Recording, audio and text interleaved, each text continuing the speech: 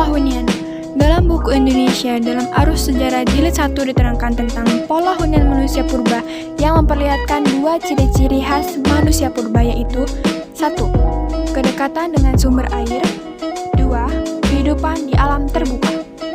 Pola hunian itu dapat dilihat dari letak geografi situs-situs serta kondisi lingkungannya. Situs-situs purba di sepanjang aliran Bengawan Solo, Sangiran, Sambungan Macan, Trinik Ngawi, dan Ngandong merupakan contoh-contoh dari adanya kecenderungan manusia purba menghuni lingkungan di pinggir sungai. Kondisi itu dapat dipahami mengingat keberadaan air memberikan beragam manfaat. Air merupakan kebutuhan pokok bagi manusia. Air juga diperlukan oleh tumbuhan maupun binatang. Keberadaan air pada suatu lingkungan mengundang hadirnya berbagai binatang untuk hidup di sekitarnya. Begitu pula dengan tumbuh-tumbuhan, air memberikan kesuburan bagi tanaman. Keberadaan air juga dimanfaatkan manusia sebagai sarana penghubung dalam memenuhi kebutuhan hidupnya. Melalui sungai, manusia dapat melakukan mobilitas dari satu tempat ke tempat yang lainnya. 2. Dari berburu meramu sampai bercocok tanam. Mencermati hasil penelitian baik yang berwujud fosil maupun artefak meramu, hidup mereka umumnya masih tergantung pada alam. Untuk mempertahankan hidupnya, mereka menerapkan pola hidup nomaden atau berpindah-pindah tergantung dari bahan makanan yang tersedia. Alat-alat yang digunakan terbuat dari batu yang masih sederhana. Hal ini terutama berkembang pada manusia Meganthropus dan Pithecanthropus. Tempat-tempat yang dituju oleh komunitas itu umumnya lingkungan dekat sungai, danau, atau sumber air lainnya termasuk di daerah pantai. Mereka beristirahat misalnya di bawah pohon besar. Mereka juga membuat atap dan sekat tempat istirahat itu dari daun-daunan. Masa manusia purba berburu dan meramu itu sering disebut dengan masa food gathering. Mereka hanya mengumpulkan dan menyeleksi makanan, karena belum dapat mengusahakan jenis tanaman untuk dijadikan bahan makanan.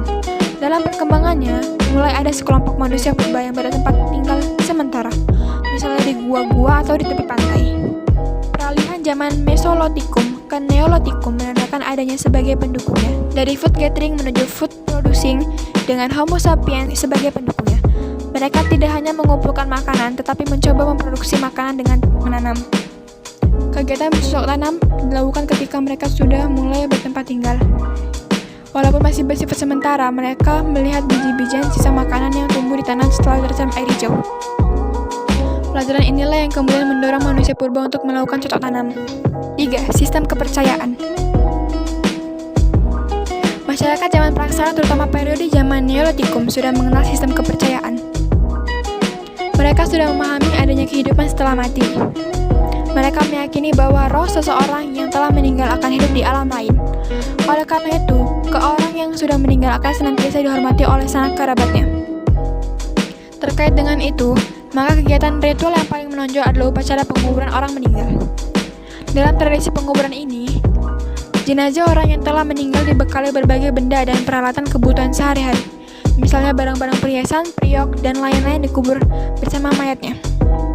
Hal ini dimaksudkan agar perjalanan arwah yang meninggal selamat dan terjamin dengan baik. Dalam upacara penguburan ini, semakin kaya orang yang meninggal, maka upacaranya juga semakin mewah. Barang-barang berharga yang ikut dikubur juga semakin banyak. Selain upacara-upacara penguburan, juga ada upacara-upacara pesta untuk mendirikan bangunan suci. Mereka percaya manusia yang meninggal akan mendapatkan kebahagiaan jika mayatnya ditempatkan pada susunan batu besar, misalnya pada peti batu atau sarkofagus. Batu-batu besar ini menjadi lambang perlindungan bagi manusia yang berbudi luhur, juga memberi peringatan bahwa kebaikan kehidupan di akhirat hanya akan dapat dicapai sesuai dengan perbuatan baik selama hidup di dunia.